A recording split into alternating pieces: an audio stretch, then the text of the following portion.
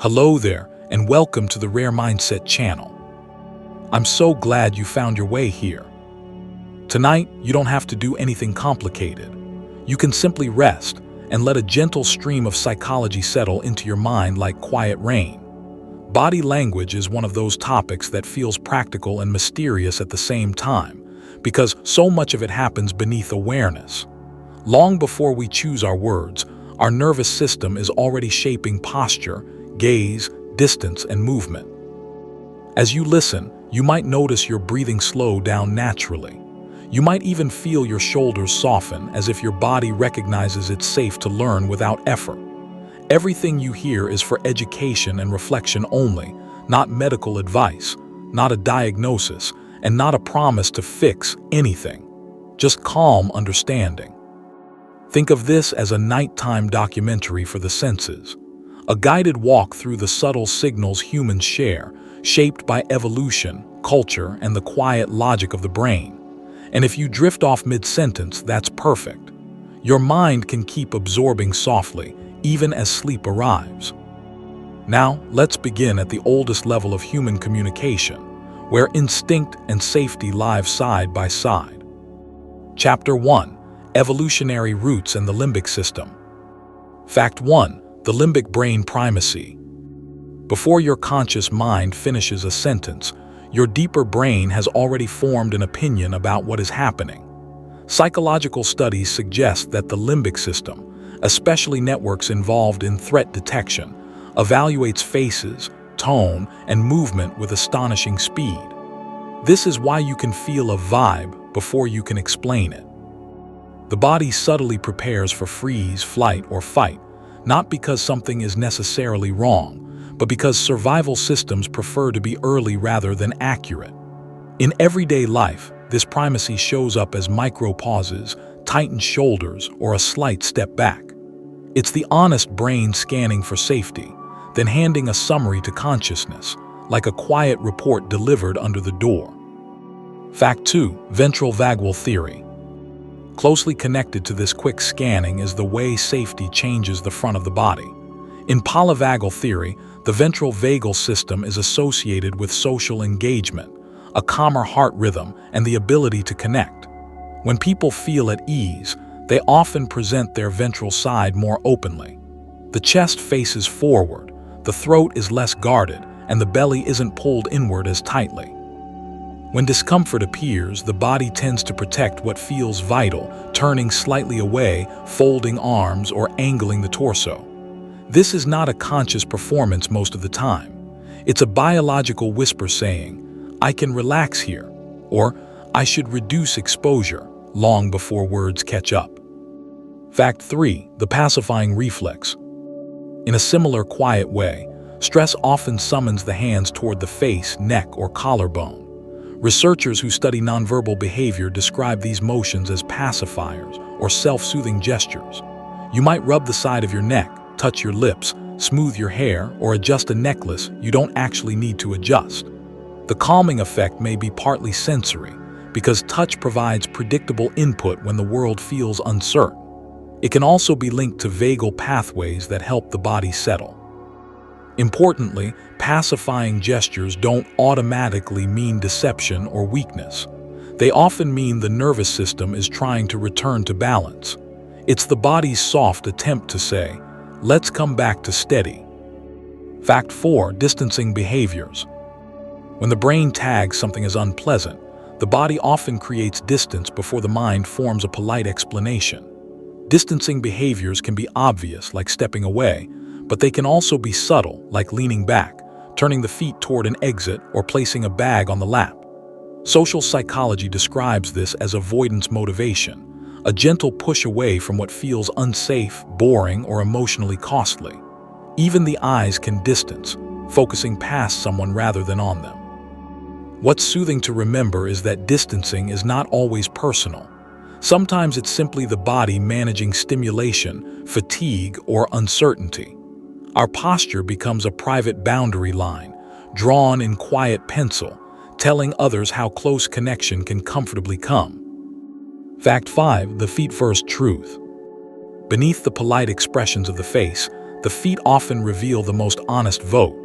Many observers of body language note that feet are less socially edited than smiles and nods because we pay less conscious attention to them. From an evolutionary angle, this makes sense. Locomotion is linked to intention. If your feet point toward the door, part of you is already practicing leaving. If they point toward a person, you are, in some small way, choosing them. You may see feet bounce lightly when someone is excited, or angle away when they feel trapped. The motor system is preparing possibilities.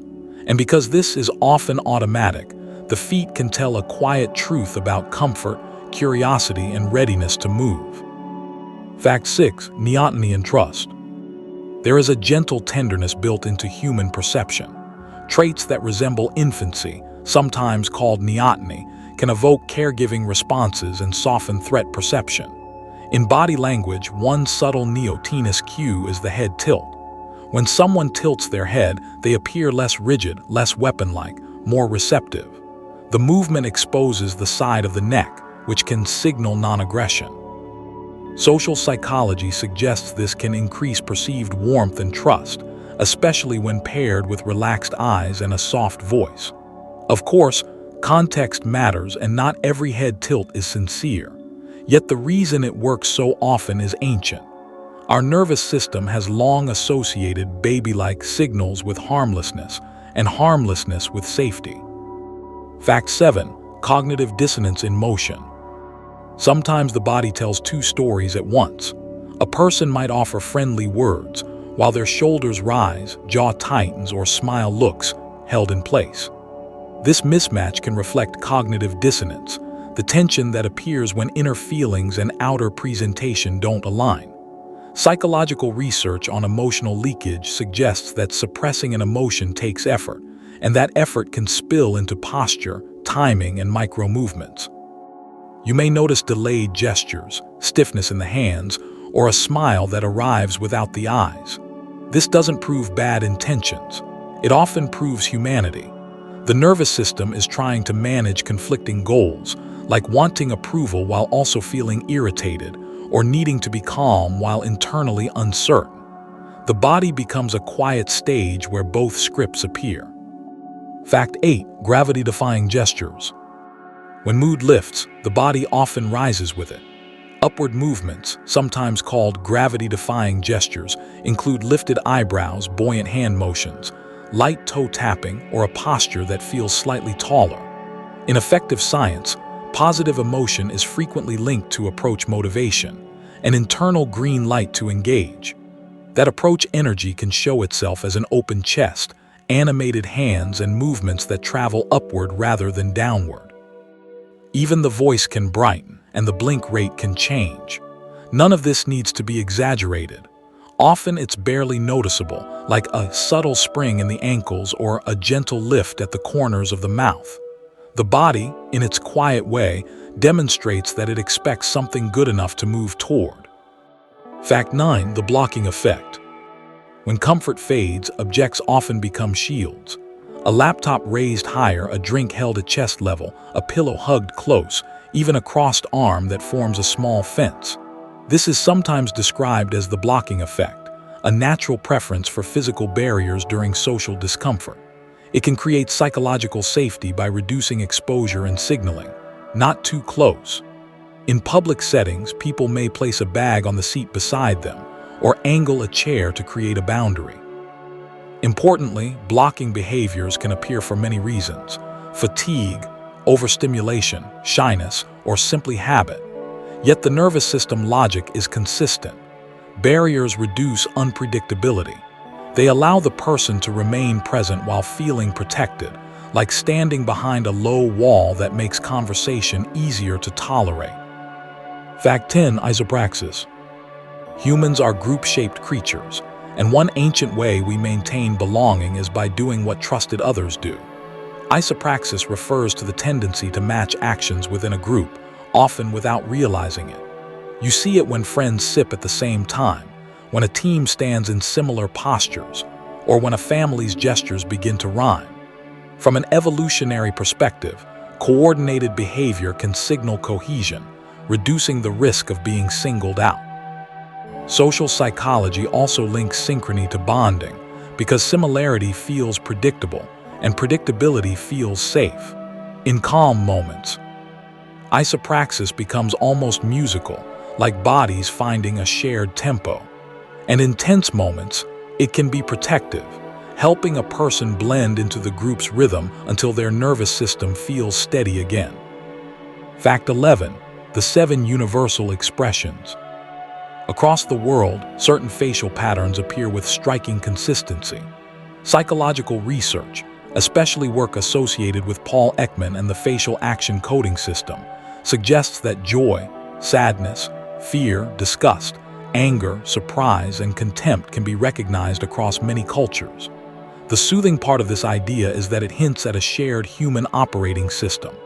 Even when languages differ, the face can still carry a familiar emotional grammar. And yet, the face is not a perfect transcript of the mind. It's more like a weather report, often accurate, sometimes complicated by social rules, personality, and context. When you learn these universal expressions, it's less about catching people and more about understanding the quiet ways humans signal need, warmth, and caution. Fact 12. Microexpressions. Sometimes an emotion flickers across the face so quickly that it feels like you sensed it rather than saw it. These brief, involuntary flashes are often called microexpressions. Studies in emotion research suggest they can occur when someone has a feeling and quickly tries to conceal it or replace it with a socially acceptable expression. The key word is brief, a fraction of a second, like a tiny spark under the surface. In relaxed listening, it can help to treat microexpressions as clues, not verdicts. A single flicker doesn't prove a hidden story. It simply suggests the nervous system is active, managing something in real time. If you ever notice these flashes, the most compassionate stance is curiosity. Something passed through. What might the context be? Fact 13. The Duchenne smile. There's a particular kind of smile that tends to feel warmer, softer, and more believable. Researchers often describe the Duchenne smile as one that involves not just the mouth, but also the muscles around the eyes, especially the orbicularis oculi, which creates gentle crow's feet and a slight cheek lift. This doesn't mean every genuine moment looks the same, or that social smiles are bad. Social smiles can be kind, cooperative, and culturally important. The Duchenne idea simply points to how enjoyment often recruits the whole face in a way that's harder to fully manufacture on command. When you're speaking with someone and their eyes brighten along with the mouth, many people interpret it as emotional congruence, an inner yes matching an outer yes. Fact 14. Facial feedback hypothesis. Your face doesn't only express emotion, it can also subtly shape emotion. The facial feedback hypothesis suggests that forming certain expressions, like smiling or frowning, may influence internal mood through proprioceptive feedback, the body's sense of its own movement and position. Even without dramatic changes, small shifts in facial tension can nudge the nervous system's interpretation of the moment. This is not a cure or a guarantee, just an interesting loop. Body informs mind and mind informs body. In gentle daily life, it helps explain why a relaxed jaw, softened brow, and unclenched mouth can make a situation feel slightly more manageable. The face becomes a dial you can turn a little, signaling to your own brain, we're safe enough to ease. Fact 15. The scorn signal. Contempt is often described as the most asymmetrical of the common facial expressions. Instead of the whole mouth lifting into a smile, one corner rises slightly, forming a lopsided signal that can carry "I'm above this" or "you're beneath me." Social psychology links contempt to hierarchy, moral judgment, and distancing, an emotional step back that says, "I'm not with you."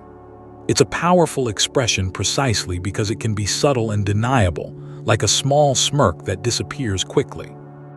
At the same time, people can make similar shapes for other reasons: habit, awkwardness, or a fleeting thought. So the most accurate way to use this knowledge is gently. Contempt is best understood as part of a cluster of signals, especially when it repeats and matches the tone of the interaction. Fact 16. Pupil dilation and interest. Beneath the visible color of the eye, the pupil quietly expands and contracts, guided by the autonomic nervous system. Research suggests pupils may dilate with interest, cognitive effort, or emotional arousal, sometimes in response to something aesthetically pleasing, meaningful, or attention-grabbing. What's calming here is how honest and involuntary it is. People rarely control pupil size intentionally, and many don't even notice it. Still, lighting conditions matter, and so do many non-emotional factors, so pupil changes aren't a simple lie detector. Think of them more like an attention spotlight. When someone's pupils widen in a steady context, it may suggest the brain is leaning in, allocating resources, becoming engaged. It's a small physiological signature of "this matters to me," written in the eyes.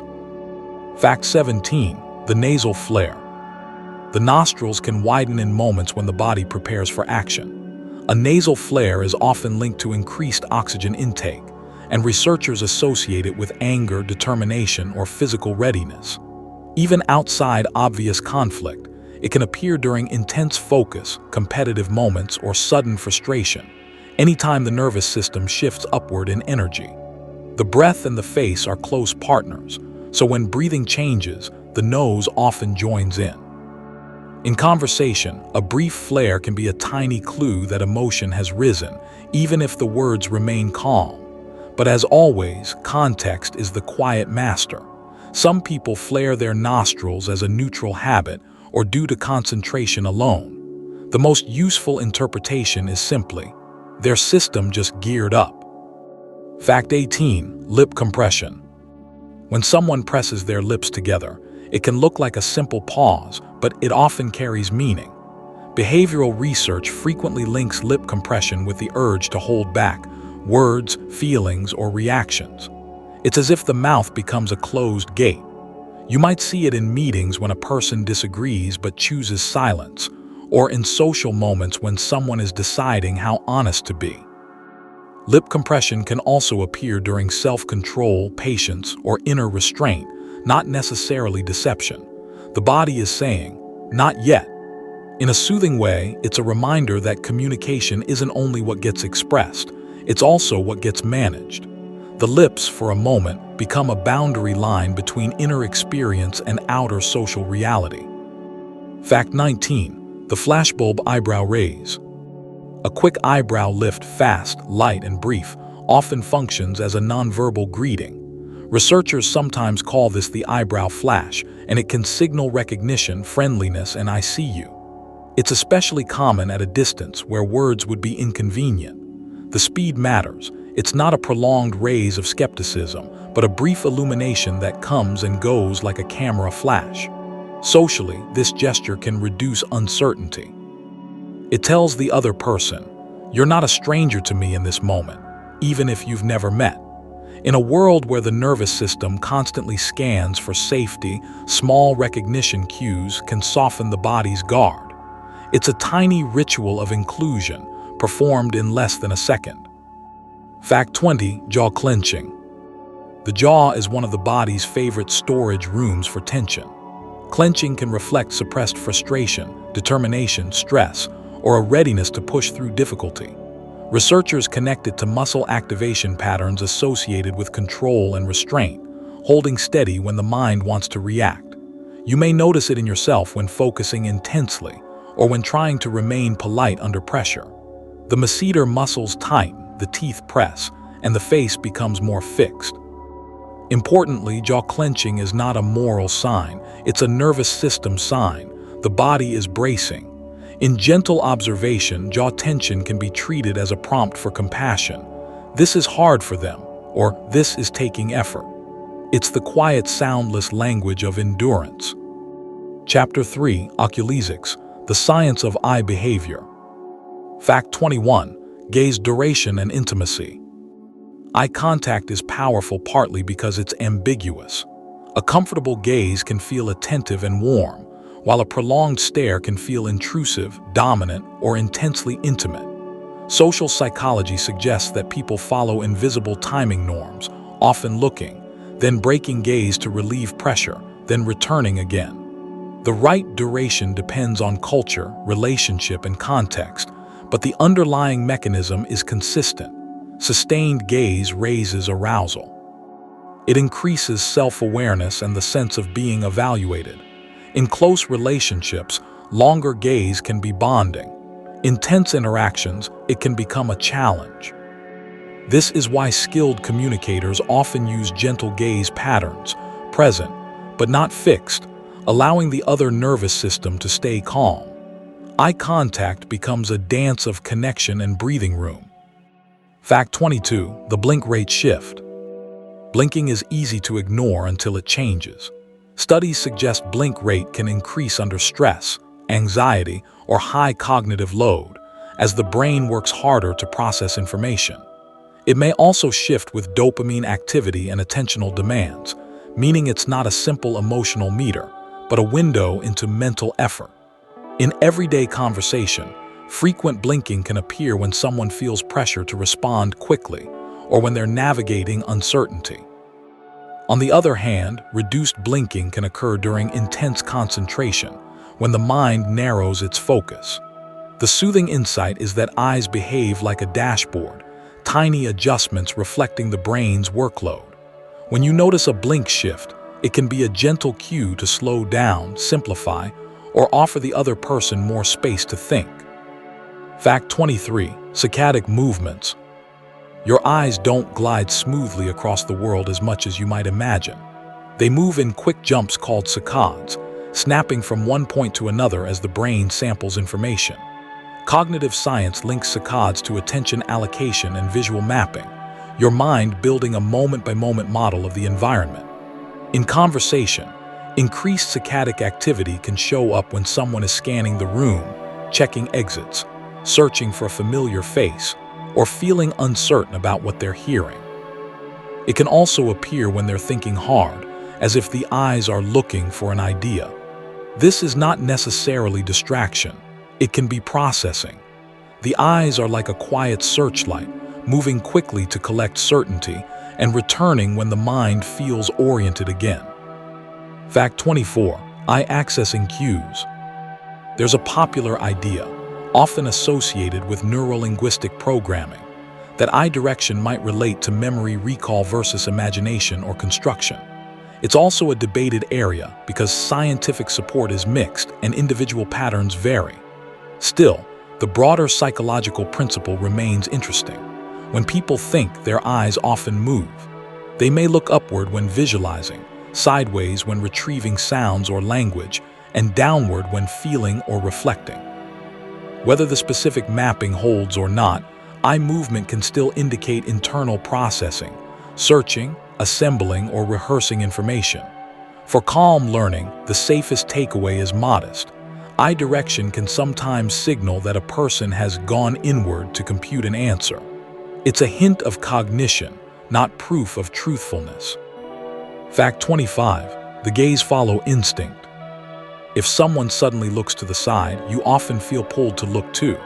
This is joint attention, a deeply social mechanism that helps groups detect opportunities and threats. Developmental psychology shows that even infants learn by following gaze, using other minds as guides to what matters. In adults, gaze following continues quietly, at dinner tables, in meetings, on sidewalks. The brain treats another person's attention like a valuable signal. They notice something. Should I notice it too? This is efficient, and it's also bonding. Sharing attention creates a subtle sense of togetherness, as if two nervous systems briefly align on the same point in space. When you want to create comfort with someone, gently guiding attention, without force, can help them feel oriented and included. Fact 26. Downward gaze and shame. Across many cultures, lowering the eyes can communicate submission, embarrassment, guilt, or shame. It can also serve as de-escalation, reducing the intensity of an interaction by removing direct gaze. Social rank theories suggest that in hierarchical situations, people may avert their eyes to signal respect or to avoid seeming confrontational. Yet downward gaze is not always emotional. Sometimes it's simply concentration, sensory overload, or thoughtfulness. Still, when it appears along with a softened posture and quieter voice, it often reflects self-conscious emotion, an inward turning of attention. In gentle observation, it helps to respond with warmth rather than interrogation. Downward gaze can be the nervous system saying, "I'm exposed right now." Softness, patience, and slowed packing can be surprisingly protective. Fact 27. Squinting and suspicion. When the eyes narrow, it can be a practical attempt to see more clearly, but it can also express doubt or caution. Squinting reduces light intake and can sharpen focus, so it often appears when something feels uncertain. An unclear statement, an unexpected claim, a confusing social moment.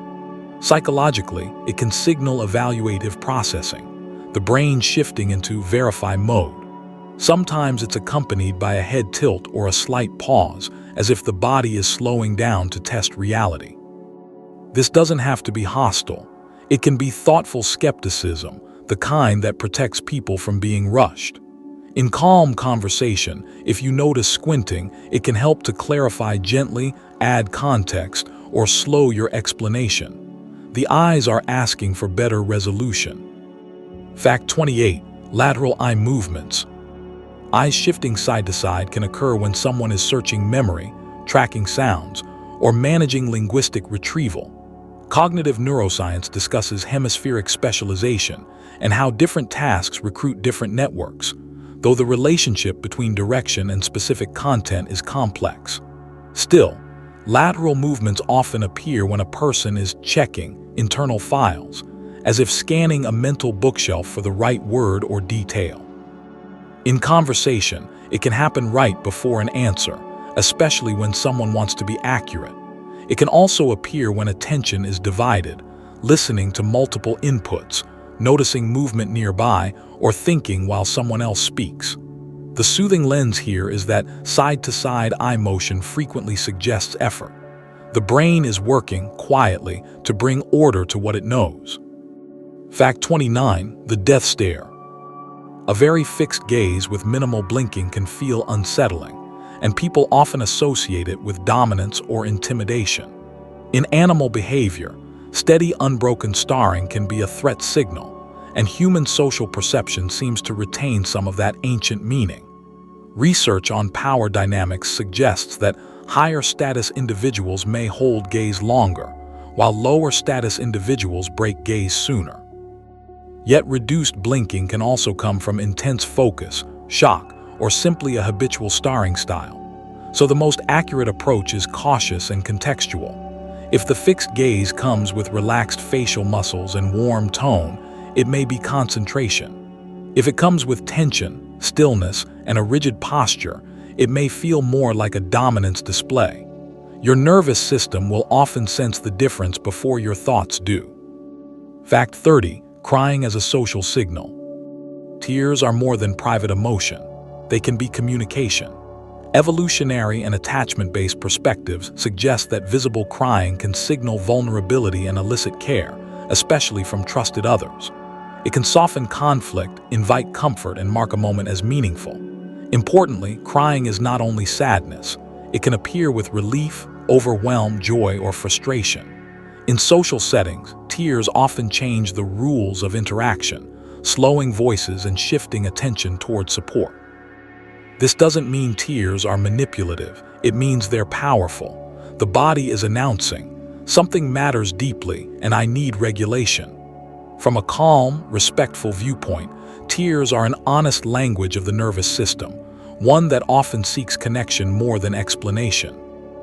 Chapter 4. Kinesics. Hand gestures and cognitive load. Fact 31. Gestures as thought facilitators. Hands often move most when words are hardest to find. Research on embodied cognition suggests that gesturing can support thinking, helping with lexical retrieval and working memory.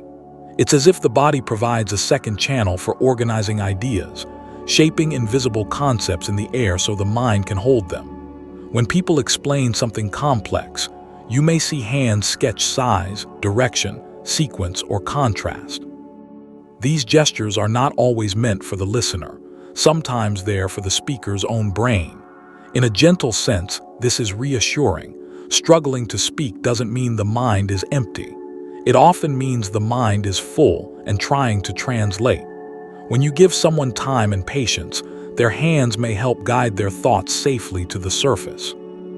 Fact 32. Open palms and trust. Open palms are among the oldest signals of non-threat. Evolutionary accounts suggest that showing the hands communicates, "I'm not holding a weapon," or more broadly, "I have nothing to hide." In modern life, open-palmed gestures often read as sincerity, cooperation, and transparency. You may notice them in warm explanations, invitations, or moments of agreement. They can also soften a request, making it feel less demanding.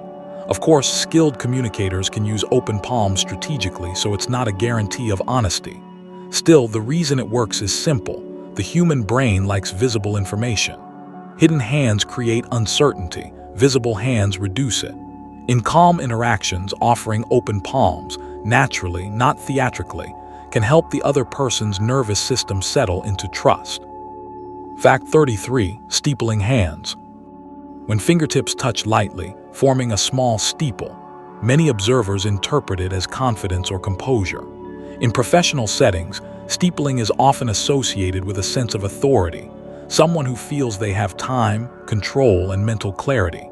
It can look like quiet certainty, a person resting inside their own decisions. Social psychology links such displays to status signaling, because relaxed, minimal movement can imply low threat perception. Yet steepling can also appear when someone is carefully thinking, weighing options, or trying to appear calm.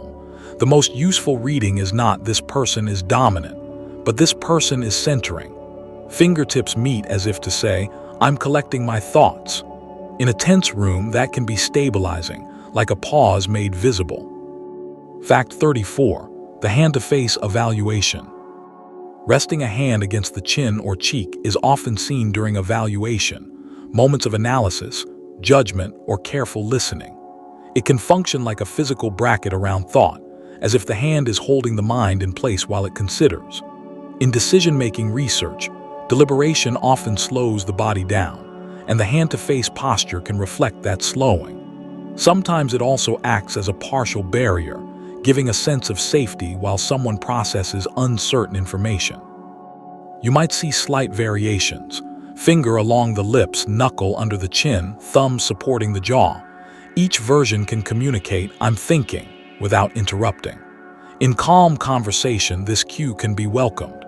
It often means the person is engaged, not necessarily skeptical, but mentally present and working. Fact 35. Self-touching adapters. Small repetitive motions, twirling hair, rubbing hands, tapping fingers, adjusting sleeves, are often called adapters. They can help regulate arousal, dispersing nervous energy through movement. Behavioral scientists describe these actions as displacement behaviors, the body doing something manageable when the mind is handling something uncertain. Adapters are incredibly common, and they don't automatically mean anxiety in a dramatic sense. They can also reflect excitement, anticipation, or simple habit. What's consistent is their regulating function. Touch creates sensation, and sensation can anchor attention. In a quiet way, the body says, "Here is something predictable," while social life remains unpredictable. When you notice adapters in yourself, you can respond gently, loosening the shoulders, breathing slower rather than judging. It's simply a nervous system attempting balance. Fact 36. Clutched hands. Interlacing the fingers tightly can look polite, but it often contains tension. Clutched hands may indicate restraint, holding back emotion, frustration, or the impulse to act. The hands become a kind of internal lock, keeping energy contained. In social settings, this can appear when someone feels they must remain composed, even if they disagree or feel pressured. It can also show up during uncertainty, when the mind wants reassurance and the body provides it through compression and contact. Sometimes the thumbs rub each other, a small soothing loop. Importantly, clutched hands can be situational. Cold weather, fatigue, or formal etiquette can create the same posture. Still, when paired with a tight jaw or rigid shoulders, it often suggests inner effort. The person is working to stay steady. Fact 37. The thumb display. Thumbs are surprisingly expressive. When people feel confident, they may hook thumbs into pockets, let them rest visibly on a belt, or gesture with them more openly. Body language researchers often interpret visible thumbs as signals of self-assurance or status comfort. It's not that thumbs have magical meaning, it's that exposure implies ease. A person who feels threatened tends to minimize vulnerable displays and reduce flamboyant motion. A person who feels secure often does the opposite, taking up space with small, relaxed flourishes. In conversation, a thumb-up gesture can also serve as affirmation, compressing a whole sentence into a single sign of agreement. Still, the cleanest interpretation is subtle. Visible thumbs can suggest that the person's nervous system is not in defense mode. They feel safe enough to be casual. Fact 38. Pointing and aggression. A pointed finger is one of the quickest ways to make an interaction feel sharp. Social psychology notes that pointing can be perceived as accusatory because it directs forceful attention and symbolically pushes into someone's space. It narrows the conversation from shared exploration into targeted judgment. You, there, responsible. Even when the speaker doesn't intend aggression, the gesture can raise defensiveness in the listener. Some cultures and families use pointing more casually, but the general effect remains. It amplifies intensity. In calmer communication, people often replace pointing with open hand gestures, which feel less like a weapon and more like an invitation. If you notice someone pointing while speaking, it can signal urgency, frustration, or a desire for control. The body is trying to pin reality down, sometimes too tightly. Fact 39. Handshaking psychology. A handshake is a small ritual with a surprisingly rich psychological load. In many societies, it conveys greeting, agreement, mutual recognition, and a brief exchange of trust. Studies on first impressions suggest people form quick judgments from handshakes. Firmness, timing, warmth, and duration can all influence perceived confidence and friendliness. There's also a tactile information exchange. Pressure, moisture, temperature, and rhythm become social data. Importantly, handshake norms vary widely across cultures and individuals, and some people avoid them for personal boundaries or hygiene preferences. So the most compassionate reading is contextual. Still, where handshakes are common, they often function like a nonverbal contract. We're safe enough to touch briefly. That moment of contact can set the emotional tone for everything that follows. Fact 40. Hidden hands. When hands disappear, under a table, inside pockets, behind the back, people often feel a subtle rise in uncertainty. Evolutionary perspectives suggest this is because hands can act, grasp, and harm, so the brain prefers to monitor them. This doesn't mean hidden hands indicate danger. It means the observer's threat detection system likes visible information. In everyday life, hidden hands can simply mean cold weather, shyness, cultural etiquette, or comfort. Yet in high-stakes interactions, people may interpret hidden hands as reduced transparency, especially if other cues also feel off: tight posture, blocked torso, or evasive gaze. The calm takeaway is practical. If you want to appear open, let your hands be seen in a relaxed way. Visibility reduces the brain's need to guess, and guessing is often what creates tension. Chapter 5. Proxemics, the psychology of personal space. Fact 41. Hall's 4 zones. Personal space often feels like an invisible room you carry with you. Anthropologist Edward T. Hall described 4 common distance zones: intimate, personal, social, and public, each with its own emotional flavor. Psychological observations suggest that when someone enters your intimate zone, your nervous system pays attention immediately, even before you decide what you think about it. The personal zone tends to be reserved for friends and trusted coworkers, where conversation can feel warm but still breathable. Social distance is often used for formal interactions, giving structure and safety. Public distance is for addressing groups, where intimacy fades and roles become clearer. These zones aren't strict rules. They're flexible boundaries shaped by comfort, culture, and context, quiet architecture for the human mind. Fact 42. Territoriality. In shared spaces, people gently claim areas in ways that feel natural rather than dramatic. A coat on a chair, a bag on the seat beside you, a laptop placed in the center of a table, these are small territorial markers. Social psychology links territoriality to comfort-seeking and a basic ownership instinct. When we control a piece of space, we reduce uncertainty. It's less about dominance and more about nervous system stability. Even in friendly environments, someone might lean an elbow outward, spreading a little, as if drawing a soft border. Interestingly, territorial markers also communicate expectations to others. This spot is taken, or this is my working area. When you understand territoriality, you can read a room more gently, respecting unspoken boundaries without needing anyone to say a word. Fact 43. The angle of encounter. How you face someone can change the emotional temperature of a conversation. Standing directly face-to-face tends to feel more intense, sometimes even confrontational, because it resembles a challenge posture found across many species. By contrast, an angled stance, shoulders slightly turned, bodies forming a gentle V, often feels easier and more cooperative. Conflict resolution approaches frequently use this idea, encouraging people to reduce direct frontal pressure. It's subtle, but the nervous system notices. Angle softens the sense of threat and gives both people an implied exit route, which paradoxically helps them stay. In everyday life, you can see this in friendly conversations at parties. People rarely stand like statues facing each other. They curve, shift, and share space like a calm dance. Fact 44. Crowding stress. There's a difference between density and crowding. Density is simply many people in one place. Crowding is the feeling that your personal control has been reduced. Research in environmental psychology suggests crowding can increase stress responses, including heightened arousal and irritability, especially when escape feels difficult. The body reacts because proximity increases unpredictability. More sounds, more movement, more accidental touch. And yet, crowding stress isn't inevitable. Context matters. A crowded concert can feel joyful, while a crowded elevator can feel tense.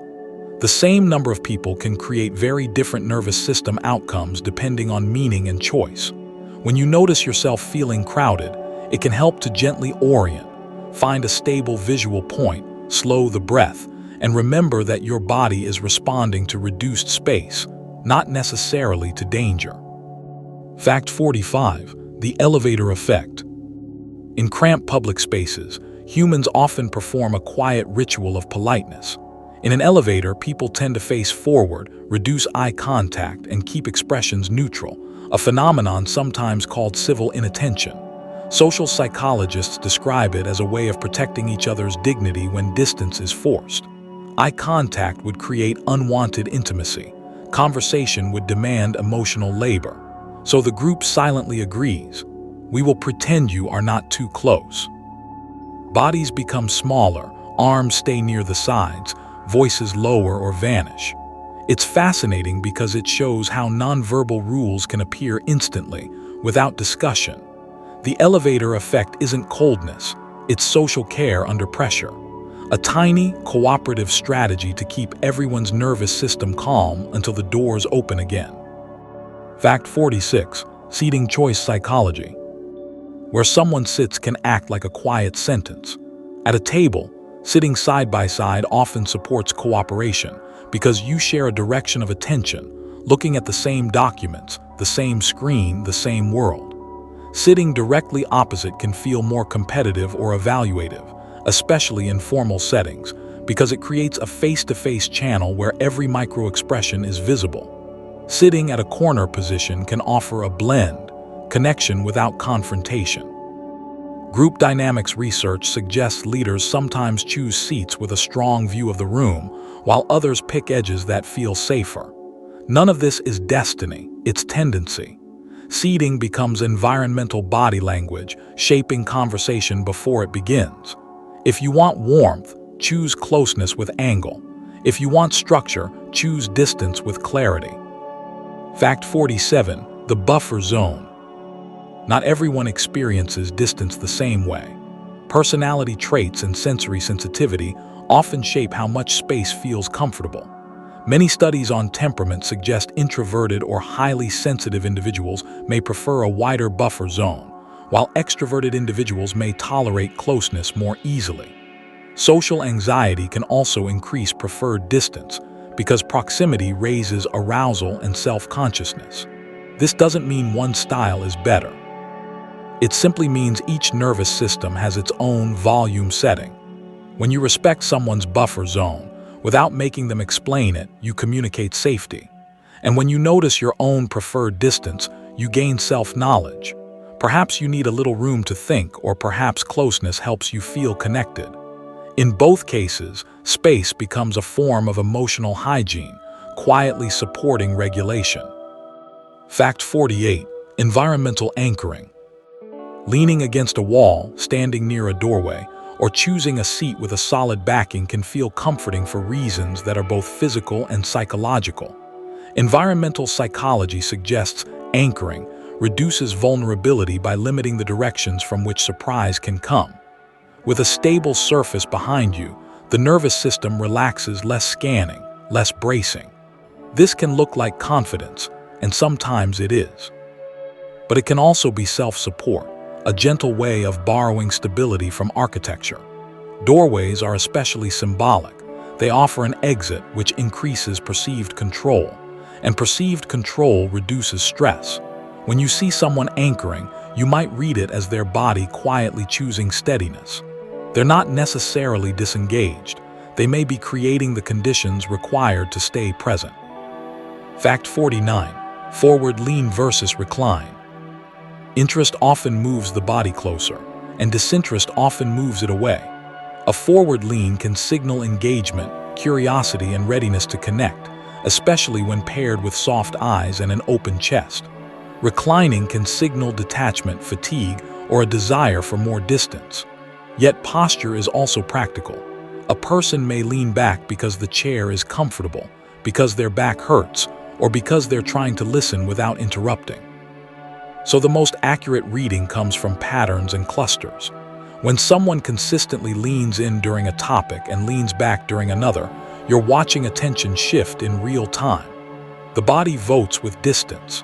In gentle conversation, you can use this knowledge kindly, pausing when someone reclines, inviting when they lean forward, letting comfort lead the pace. Fact 50. Height and authority. Humans often associate verticality with power.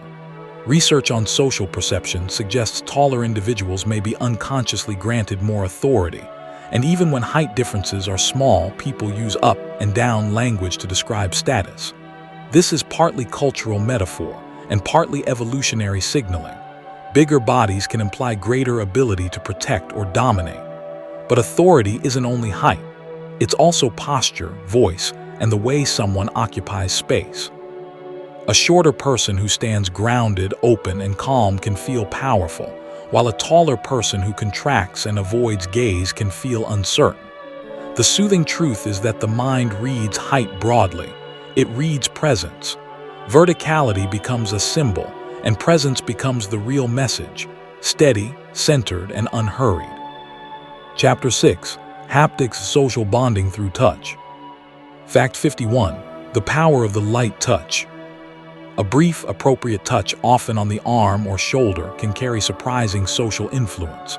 Some studies in social psychology have found that light touch, when culturally and personally acceptable, may increase compliance and warmth, partly because it signals friendliness and shared humanity. Touch can function like a punctuation mark that says, "We're connected," without needing extra words. Yet context is everything. In some settings, touch feels supportive. In others, it feels intrusive. The most respectful understanding is that touch is a high-intensity channel, small in duration, large in meaning. When used carefully, it can reduce distance between nervous systems. When used carelessly, it can create discomfort. So the fact isn't touch works, but rather, touch communicates quickly, and the brain receives it as emotionally significant information. Fact 52. Hand-on-shoulder dynamics. A hand placed on the shoulder can mean many things, reassurance, mentorship, celebration, or control, depending on pressure, duration, and relationship. Social power research suggests that higher status individuals may touch more freely, while lower status individuals may hesitate because touch can imply permission. At the same time, among trusted friends, a shoulder touch can feel like shelter. I'm here with you. The nervous system tends to interpret shoulder contact as grounding because it's close to the torso, near the center of the body. Still, the same gesture can feel overwhelming for someone who prefers more space. The most accurate interpretation comes from the whole scene: facial expression, tone, and whether the touch is welcomed. In gentle human terms, the shoulder touch is a social bridge, supportive when mutual, unsettling when imposed. Fact 53. Self-grooming as bonding. Humans, like many primates, use grooming to build trust. In social settings, small grooming gestures, fixing a friend's collar, brushing lint from a sleeve, adjusting someone's hair gently, can act as modern allogrooming. Anthropological perspectives link these actions to cohesion. You matter enough for me to help you. It's intimate because it involves entering someone's personal boundary, and it's also practical because it improves appearance and comfort. When it's done with care and consent, it can deepen belonging. When it's done without sensitivity, it can feel patronizing. The calming insight is that grooming gestures often aren't about perfection, they're about connection. They say quietly, "We are on the same side. I'm attending to you." It's tenderness translated into small, visible actions. Fact 54. The hug's 6-second rule. Some popular discussions suggest that longer hugs, often described as around 6 seconds, can support bonding through hormonal and nervous system pathways, including oxytocin-related processes. The deeper psychological idea is that sustained, safe contact gives the body time to downshift from vigilance into regulation. A very brief hug can be social etiquette. A longer hug can become co-regulation, where two nervous systems synchronize into calmer rhythms. Still, this is not a promise or a prescription. People vary widely in what feels comfortable, and consent matters more than duration. In sleep-friendly learning, the useful takeaway is simple. When touch is safe and welcomed, time allows the body to interpret it as more than a greeting. It becomes reassurance. The hug turns into a quiet message. You can soften. You're held. Fact 55. Touch avoidance. Not everyone experiences touch as comforting. Touch avoidance can arise from cultural norms, personal boundaries, sensory sensitivity, or a preference for autonomy. Cultural psychology reminds us that some societies value high-contact greetings, while others express respect through distance and minimal touch. On an individual level, a person may simply find touch overstimulating, unpredictable, or emotionally intense. This doesn't make them cold. It often makes them precise about regulation. Socially, misunderstandings happen when one person reads avoidance as rejection. A calmer interpretation is that touch preference is like language preference, deeply personal, shaped by learning and temperament. If you want to communicate warmth without touch, you can use other channels: tone, gaze, words, and respectful distance. Safety can be offered in many forms, and sometimes the kindest touch is none at all. Fact 56. Hand-holding and stress buffering. Research associated with social baseline theory suggests that supportive presence can reduce perceived threat, and studies have found that hand-holding with a trusted partner may dampen neural responses to stress in certain contexts. The deeper point is co-regulation. When someone reliable is near, the brain doesn't have to do all the work alone. Physical connection becomes a signal of shared load. We are facing this together. Hand-holding is especially potent because the hands are rich in nerve endings, making the contact clear and immediate. Still, it's not magical, and it's not necessary for everyone. For some, closeness regulates. For others, it overwhelms. But when it is welcomed, hand-holding can act like a quiet anchor, reminding the body that safety can be interpersonal, not only internal. Fact 57. High fives and group success. In teams, small touches like high fives, fist bumps, or celebratory pats can increase cohesion. Some research in sports psychology has found correlations between touch frequency and team performance, possibly because touch reinforces shared identity and mutual support. A high five is fast, playful, and low risk compared to longer contact. It marks success, synchronizes emotion, and creates a micro-ritual of "we did that." Even outside sports, groups use these gestures to maintain morale, coworkers after a deadline, friends after good news. The nervous system enjoys it because it combines rhythm, shared timing, and positive affect. The important nuance is that team touch works best when it's authentic and mutual, not forced. When people choose it naturally, it becomes social glue, tiny moments of unity that keep cooperation feeling alive. Fact 58. Patting on the back. A pat on the back can comfort, but it can also end a moment. The difference often lies in rhythm, pressure, and timing. A supportive pat is usually gentle and paired with warm eye contact or soothing words. A dismissive pat can be brisk, slightly firm, and followed by a step away, as if saying, "All right then, that's enough." Social rituals often use pats as termination cues, closing an interaction without bluntness. Because it's ambiguous, the receiver tends to read it through context. Was the conversation intimate? Was the pat offered during vulnerability? Did the toucher stay present afterward? Understanding this helps you interpret the gesture more accurately and, if you use it yourself, more kindly. Touch can soothe, but it can also steer. The back pat is a small steering wheel, turning the social moment toward closeness or closure. Fact 59. The dead fish handshake. A limp handshake, sometimes called a dead fish, is often interpreted as low confidence, low engagement, or submissiveness. First impression research suggests people rapidly assign meaning to handshake quality, even though those meanings can be unfair. A person may have a gentle grip because of cultural norms, physical discomfort, nervousness, or simply personality. Still, the perception exists because handshake pressure can be read as commitment to the moment. A very weak grip may feel like reluctance, while an overly strong grip can feel like domination. The most soothing understanding is to treat handshake style as a tendency, not a truth. If you receive a limp handshake, you can stay curious rather than judgmental. If you offer one, you might simply aim for balanced warmth, firm enough to show presence, gentle enough to show respect. Fact 60. Thermal comfort and touch. Warmth on the skin often translates into warmth in the mind. Research on embodied cognition suggests that physical warmth can influence social judgments, making people perceive others as friendlier or more trustworthy in certain situations. This doesn't mean warmth controls thought, only that the brain uses bodily states as information.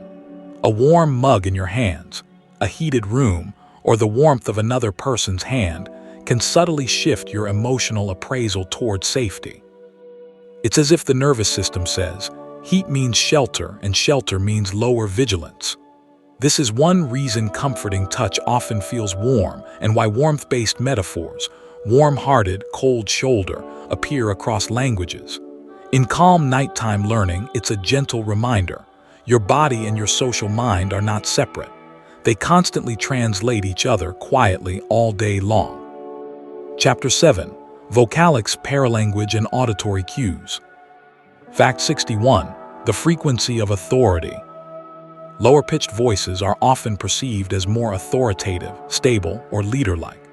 Evolutionary signaling theories suggest that deeper vocal tones can imply physical maturity and strength, and social psychology shows that listeners sometimes unconsciously grant more credibility to lower frequencies.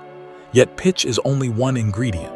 A calm pace, clear articulation, and consistent rhythm can create authority even in higher voices.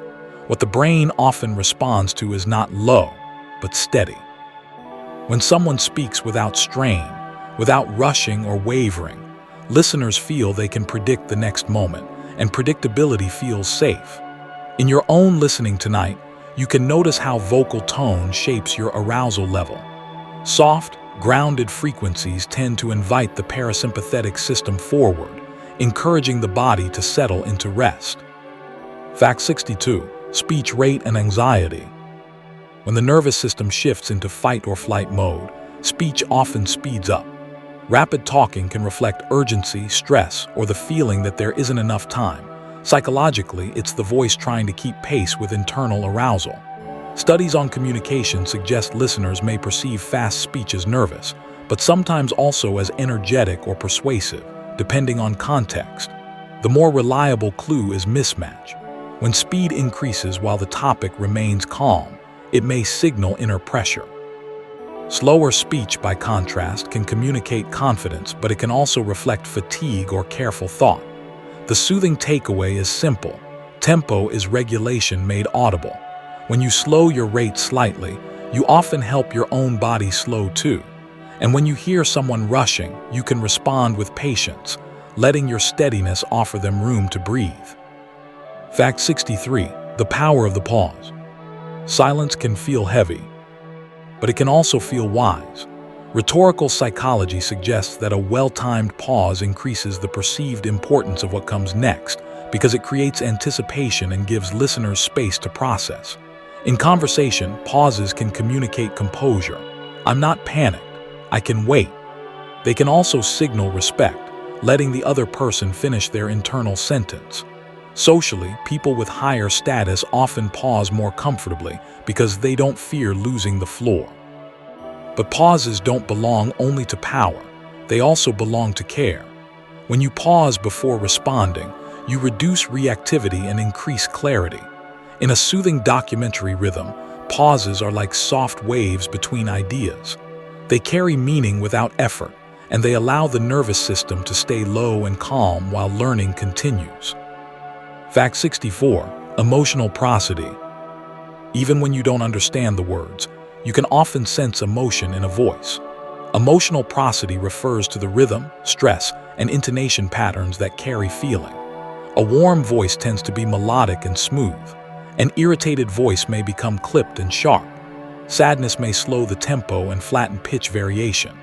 Effective neuroscience suggests the brain processes these vocal cues rapidly, sometimes through right hemisphere networks that tune into tone rather than literal content. Prosody is why sarcasm is possible, and why comfort can be communicated with a single gentle "mm." In a sleep-friendly setting, prosody matters even more than vocabulary. Your nervous system listens for safety in the music of speech. When someone's tone is soft and consistent, the body relaxes, even before the mind decides it's safe. Fact 65. Vocal fry in social trends. Vocal fry is a creaky, low-register vocal quality that has become noticeable in some modern speech patterns, especially in certain media and peer groups. Sociolinguistics suggests that people adopt vocal styles to signal identity, belonging, and cultural alignment. Listeners interpret vocal fry in different ways. Some hear it as relaxed, informal, or trendy. Others hear it as disengaged or affected. These judgments often reveal more about social expectations than about the speaker's intent. The psychological point is that voices are social symbols. We don't only hear information. We hear group membership, confidence, age, and attitude, whether accurately or not. In calm reflection, it helps to remember that vocal traits are rarely pure choices. They're shaped by environment, imitation, and habit. A voice is partly biology, partly culture, and partly the story of who we've been around. Fact 66. Uptalking high-rising terminal. Uptalking, sometimes called a high-rising terminal, is when statements end with a rising pitch, resembling a question. Some listeners interpret it as uncertainty or a request for approval, while others see it as a conversational tool that keeps the interaction open and friendly. Communication research suggests it can function as a social invitation. Are you with me? Or does this make sense? In groups, it may reduce perceived aggression, smoothing the edges of strong statements. Like many vocal patterns, it can also be a learned style, common in certain communities and age groups. The most helpful interpretation is contextual. If uptalking appears when someone is making a firm point, it may be politeness. If it appears with hesitations and self-touching, it may reflect insecurity. Either way, it's the voice shaping relationship as much as content. Fact 67. Laughing as social glue. Laughter is often less about jokes and more about connection. Social psychology suggests that people laugh frequently in ordinary conversation, not because something is hilarious, but because laughter reduces tension, signals friendliness, and strengthens group bonds. It can mark shared understanding. We're okay together.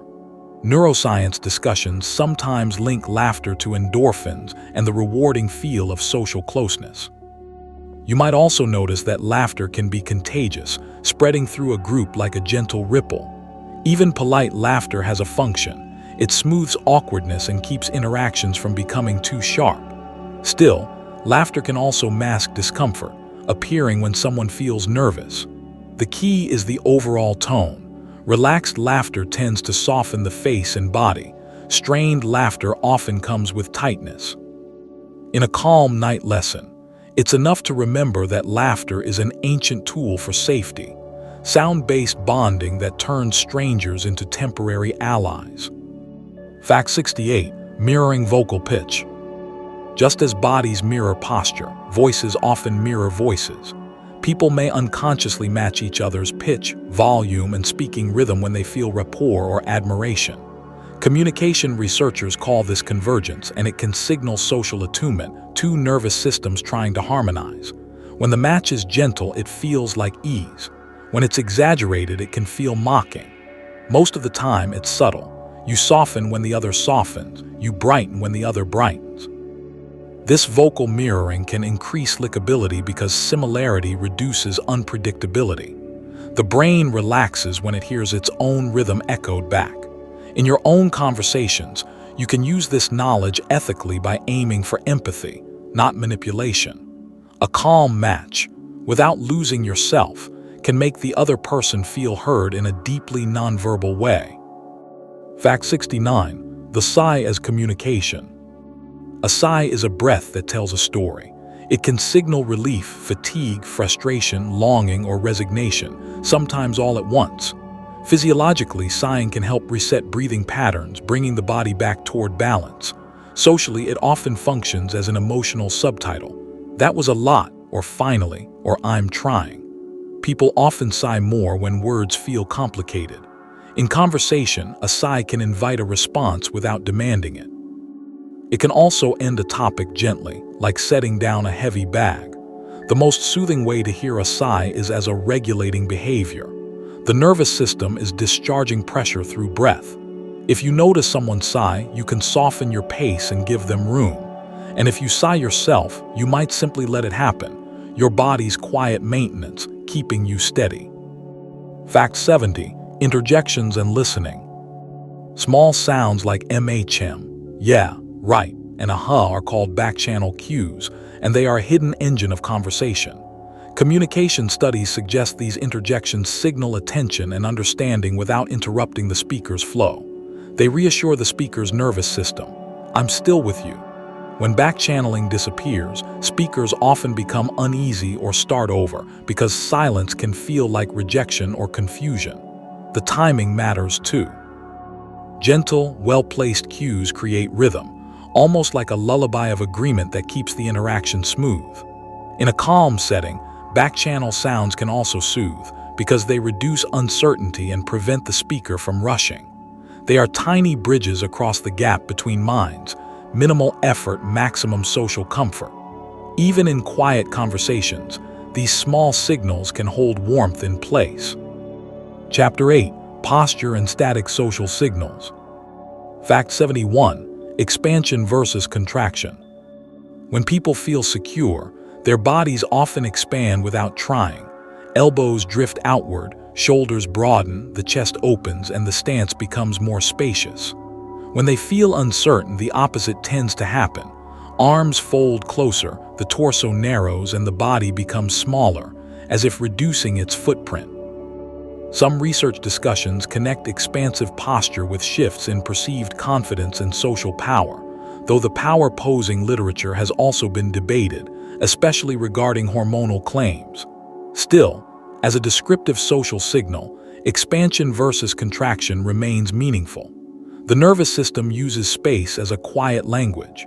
Expanding can imply I belong here, while contracting can imply I'm protecting myself. And in many everyday moments, posture isn't a performance at all.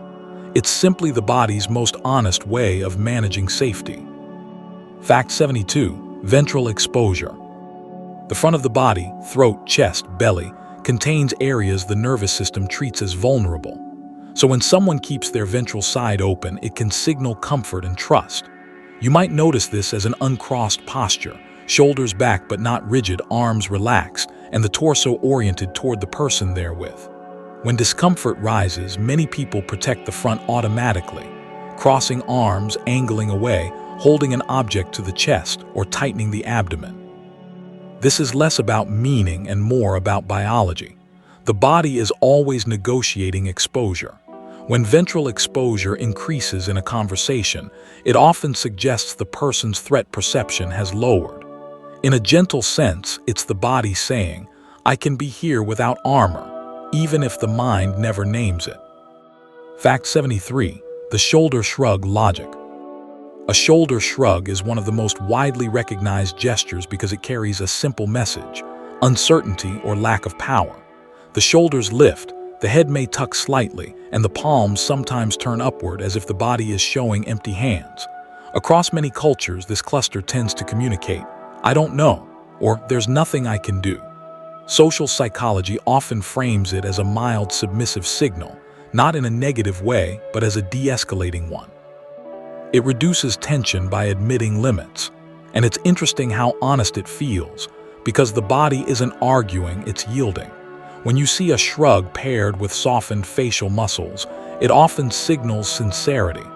The nervous system is stepping back from certainty, allowing reality to be unclear. Fact 74. Leg crossing in comfort. Leg crossing can look like a simple habit, yet it often appears more when people feel safe enough to compromise balance and mobility. When the nervous system is on alert, many people keep their feet grounded, ready to move. When calm returns, the legs may cross, ankles may tuck, and the body may settle into a more casual arrangement. This isn't a strict rule. Culture, clothing, and seating design matter, but the underlying idea is soothing. Comfort allows complexity. Crossing the legs can also create a mild barrier, a private boundary that doesn't feel hostile. In conversation, you might notice leg crossing increase as familiarity grows, or uncrossing happen when a topic becomes tense. The lower body quietly votes on safety, often before the face makes any announcement. Fact 75. Head tilting and empathy. A slight head tilt can feel like listening made visible. It changes the line of the neck, softens the silhouette, and often accompanies a gentler gaze. Some interpretations suggest it signals empathy because it exposes the side of the throat, a vulnerable area, which can communicate non-aggression. It also helps the listener process nuance, almost like adjusting an internal antenna to receive meaning more clearly. In everyday life, you may see head tilts during comforting conversations, with children, with pets, or whenever someone wants to seem approachable. Of course, people can tilt their heads for practical reasons too, hearing better, thinking, curiosity. But paired with stillness and warmth, it often conveys, "I'm with you," without interrupting. It's a quiet posture of care, offering softness rather than certainty. Fact 76. The hands on hips stance. Hands on hips, sometimes called the akimbo stance, can make the body appear larger and more anchored. It often shows up when someone is ready to take action, assess a situation, or assert a boundary. In evolutionary terms, widening the frame can be a display of confidence or preparedness, signaling that the person feels entitled to space. Yet it can also be practical. People stand this way when waiting, thinking, or stabilizing the lower back. What shapes interpretation is the rest of the cluster.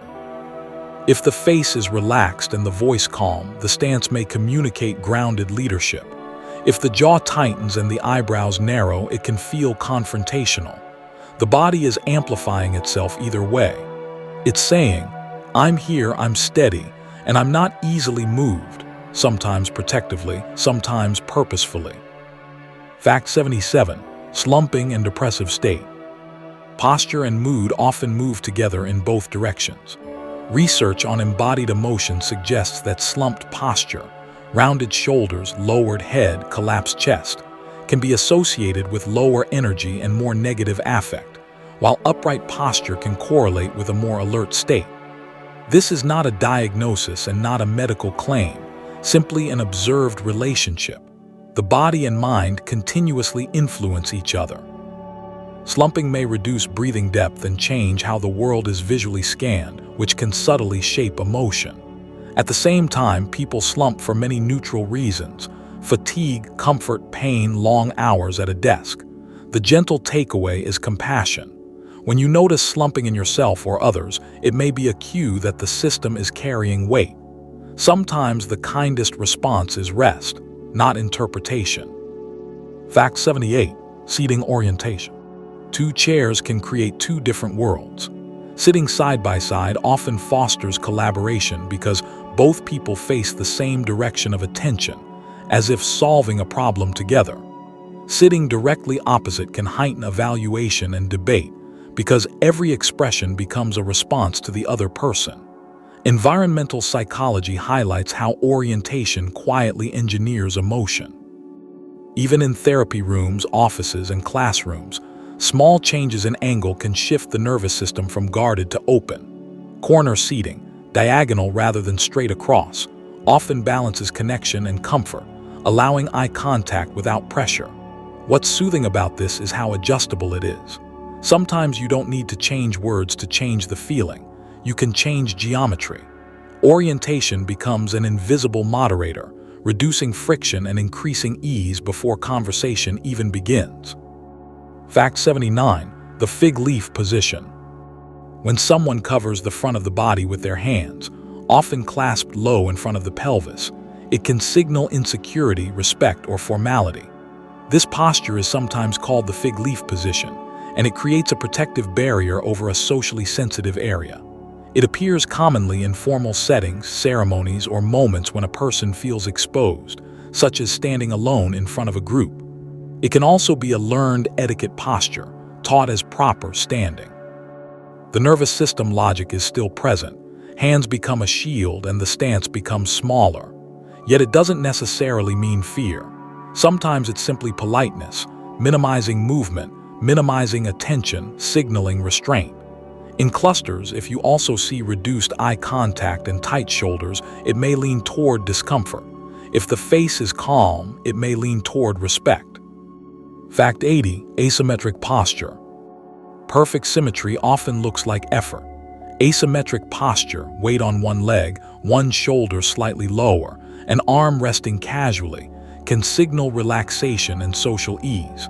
Many observers associate asymmetry with higher status, not because it is better, but because it implies the person isn't bracing or performing. They don't feel the need to hold a formal, balanced stance.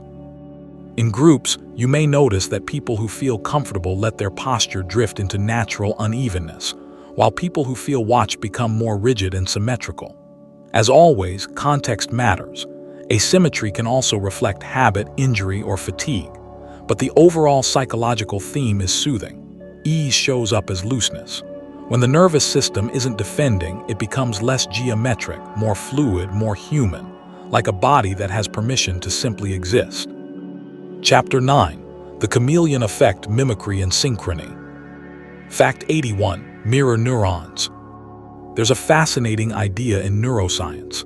Certain brain cells appear to activate both when we perform an action and when we observe someone else performing it. These are often discussed as mirror neurons, and they're linked in popular explanations to empathy and imitation. The science is complex, and researchers debate how much these cells alone explain social understanding. Still, the broader psychological point remains gentle and useful. Humans are built to resonate. Observing another person's expression, posture, or movement can prime similar patterns in our own system. This is part of how learning works, and part of how connection works. When you see someone yawn, smile, or tense up, your brain simulates their state just enough to understand it from the inside. Empathy, in this sense, begins as a quiet bodily echo. Fact 82. Interactional synchrony. When two people feel in tune, their bodies often find the same rhythm. Interactional synchrony refers to coordinated timing, matching nods, shared pauses, similar breathing pace, or subtle movement harmony. Developmental psychology even observes early forms of synchrony between caregivers and infants, where timing becomes a kind of emotional language. In adult conversation, synchrony can emerge without intention, like two pendulums slowly aligning. It often correlates with rapport because it reduces unpredictability. The nervous system relaxes when it senses, we are moving together. And the effect can be bidirectional. Synchrony doesn't only reflect closeness, it can gently create it. When you speak with calm timing, pause when the other pauses, and allow the conversation to breathe, you invite a shared tempo. It's less like persuasion and more like co-regulated calm. Fact 83. Emotional contagion. Moods can spread through groups the way weather spreads across a landscape, quietly, gradually, and often without anyone deciding it should happen. Emotional contagion refers to the tendency to catch another person's effect through facial expressions, tone, posture, and energy level. Social psychology suggests this can happen through unconscious mimicry and feedback loops. You mirror a frown, your body feels heavier, your mood shifts slightly, and the cycle continues. The same is true for calmness and joy. This isn't mystical, it's interpersonal nervous system influence. And it's why a relaxed person can change a room without speaking much. The soothing takeaway is protective and kind. If you notice someone's tension pulling you upward, you can slow your breath and soften your shoulders, offering your own system as a stabilizing reference point. Fact 84. The preemptive mirror. Sometimes people mirror before the other person even fully speaks, adopting a similar posture early as if to say, "We're aligned." This can happen unconsciously, but it can also be used intentionally in rapport-building contexts. The ethical detail matters. Mirroring works best when it's subtle and respectful, not exaggerated or manipulative. Psychologically, early mirroring can reduce social friction because similarity signals safety. The brain tends to trust what feels familiar. Yet the goal isn't to copy someone like an actor, it's to meet their nervous system where it is, matching energy level, packing, and openness. In calming conversations, preemptive mirroring might look like sitting at a similar angle, speaking at a similar volume, and using comparable pauses. Done gently, it becomes social empathy in motion, telling the other person, "You don't have to push through distance to reach me." Fact 85. Mimicry and likability. A well-known finding in social psychology is that people often like others more when those others subtly mirror their gestures and mannerisms. This is sometimes linked to the similarity attraction effect. Similarity feels safe, and safety feels pleasant. Mimicry can also signal attention, an embodied form of listening that says, "I'm tracking you closely." But the key is subtlety. When mimicry becomes obvious, it can feel mocking or invasive, breaking trust rather than building it. In natural conversation, mimicry happens most when people are already getting along. They cross their legs in similar ways, sip drinks around the same time, or match head nods. It's less a tool and more a symptom of connection. The soothing insight is that rapport often has a physical signature. Before you feel closeness in words, you may see it in matched rhythms and shared small movements. Fact 86. Pupil mimicry. There's evidence suggesting that people can unconsciously respond to another person's pupil size, with their own pupils shifting in a related way under certain conditions. This is sometimes called pupil mimicry, and it may be tied to attention, emotional resonance, and trust-related processing. Like many subtle biological effects, it's not a perfect or consistent signal, and lighting changes can confuse interpretation. Yet as a concept, it's beautifully quiet. The eyes are not only watching, they are participating. If another person's eyes widen with interest, yours may widen too, as if your nervous system is joining their focus. In calm social connection, these micro-adjustments can help synchronize emotional states without anyone realizing it. The takeaway isn't to monitor pupils like a detective, but to appreciate that human bodies coordinate beneath awareness, building shared reality through tiny, automatic shifts. Fact 87. Walking in step. When people walk together, their steps often begin to align. This rhythmic entrainment can make conversation feel smoother and agreement come more easily. Studies on movement coordination suggest that synchrony can increase feelings of affiliation and reduce interpersonal tension. There's something regulating about shared rhythm, like two metronomes gradually settling into the same beat. Walking side by side also reduces the intensity of direct face-to-face interaction, which can make difficult conversations easier. You're connected, but not pinned under constant eye contact. In that sense, walking becomes a natural social technology, motion plus rhythm plus shared direction. The soothing message is simple. If you ever want to feel closer to someone without forcing intimacy, take a gentle walk. Let the body do what bodies do. Match tempo, share pace, and allow words to arrive in their own time. Fact 88. Nonverbal mismatch. Sometimes a person's words sound friendly, but their timing, posture, or facial tension tells a different story. This mismatch can create an uneasy feeling, what some people describe as something is off. Cognitive science suggests the brain integrates signals across channels, and when they don't align, it creates cognitive friction. You might notice a smile that doesn't reach the eyes, warm words delivered in a clipped tone, or agreement paired with a body angled away. Importantly, mismatch doesn't automatically mean deception. It can also reflect anxiety, social effort, or mixed emotions. A person may genuinely want to be kind while also feeling overwhelmed. The calm approach is to treat mismatch as a cue to slow down and gather more context. Look for patterns, not isolated moments. The nervous system is sensitive, but it can also misread when tired. So gentle curiosity is the safest interpretation. Fact 89. Yawns and empathy. Yawning is famously contagious, and research suggests this contagion may relate to social awareness and empathy, though findings are mixed and often correlational. Many studies note that people are more likely to catch a yawn from someone they feel connected to, and less likely from a stranger, which hints at a social component. Other theories discuss physiological regulation, like changes in arousal or possible brain cooling mechanisms.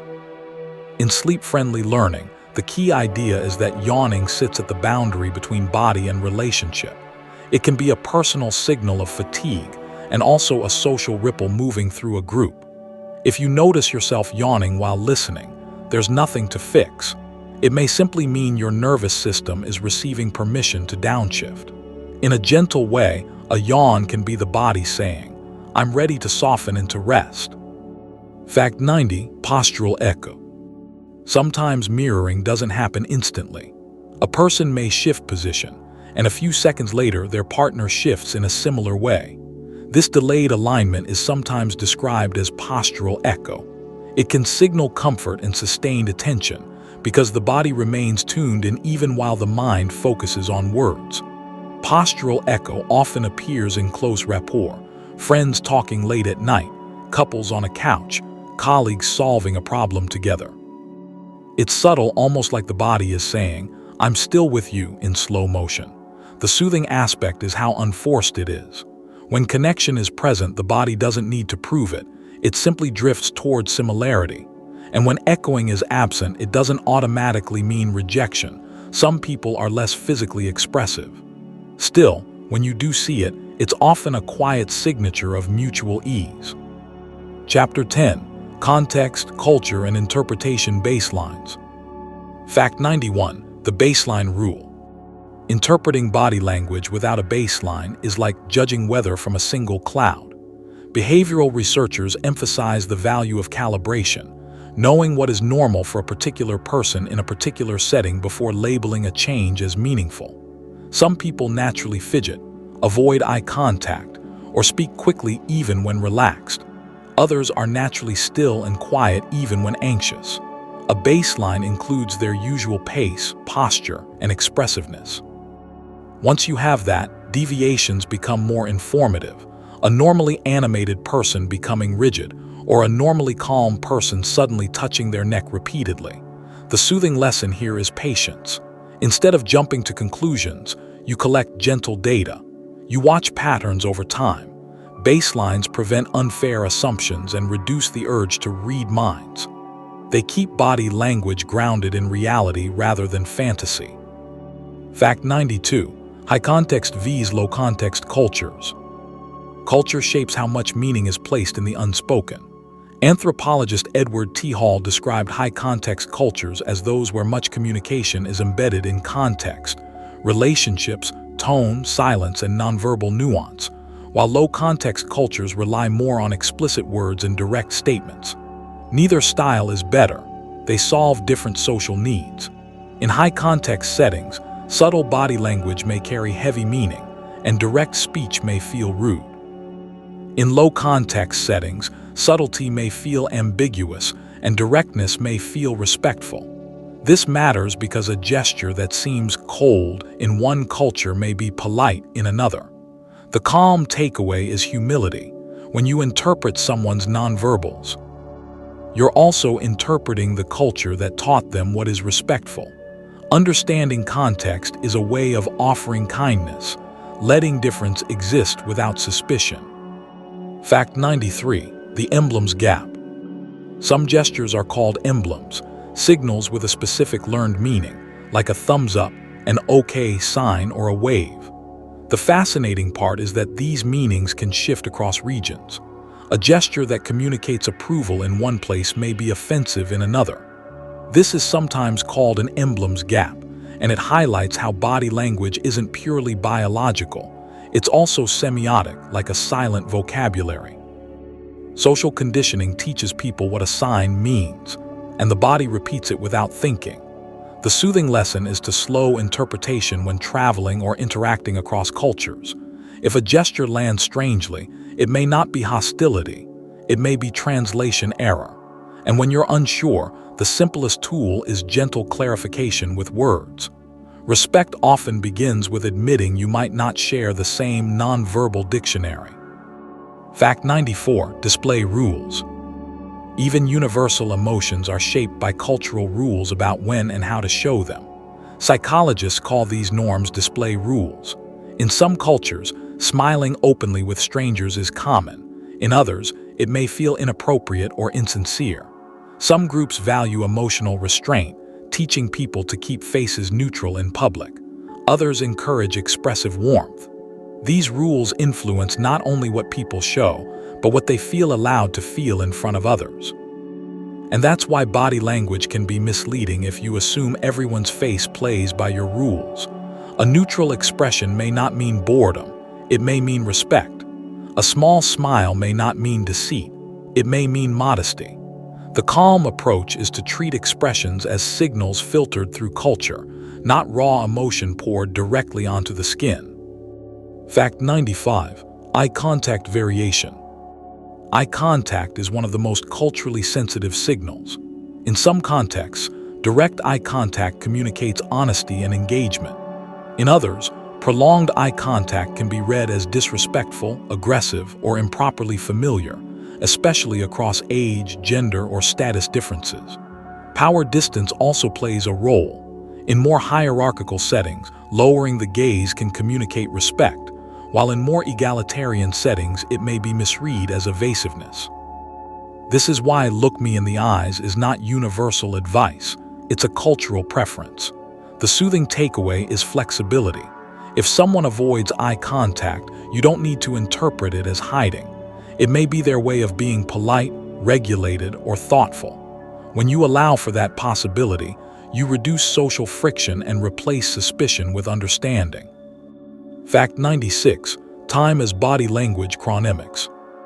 Time is a silent gesture.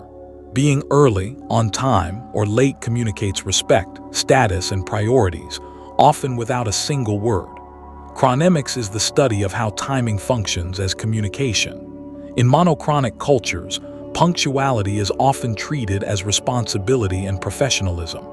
In polychronic cultures, relationships may take priority over strict schedules, and flexibility may be seen as human rather than careless.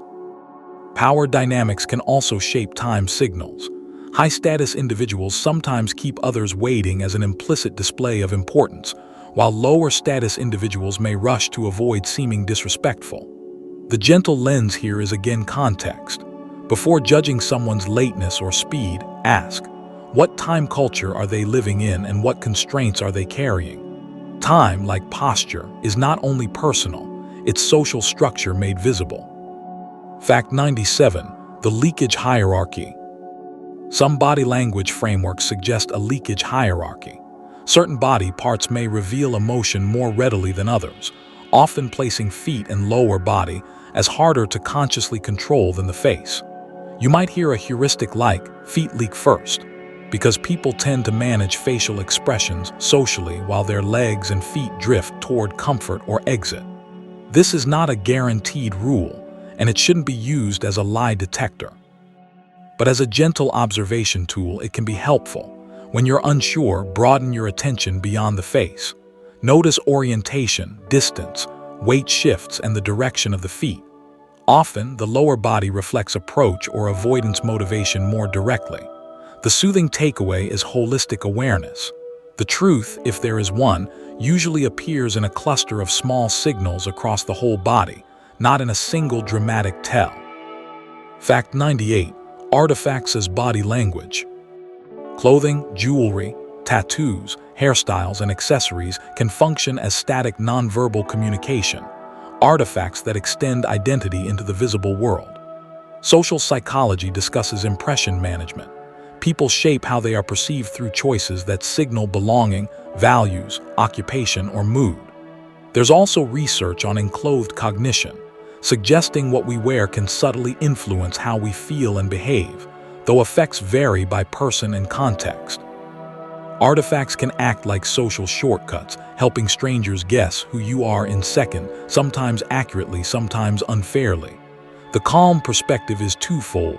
Artifacts are messages and they are also protection. Sometimes a style invites connection, sometimes it creates distance, sometimes it helps a person feel like themselves. When you read artifacts, do so gently. They're a chapter of someone's story, not the whole book.